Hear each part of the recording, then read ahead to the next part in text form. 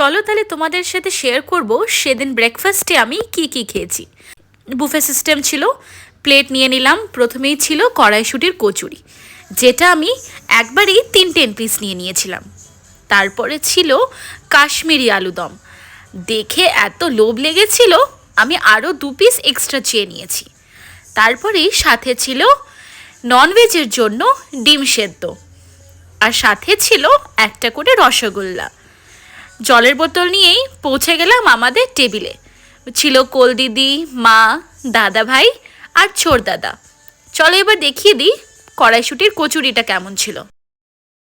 ব্রেকফাস্টে প্রত্যেকটা আইটেমই গরম গরম সার্ভ করা হয়েছিল। কড়াইশুঁটির কচুরির পুরটা বেশ ভালো ছিল, সাথে ছিল এই কাশ্মীরি আলুদম।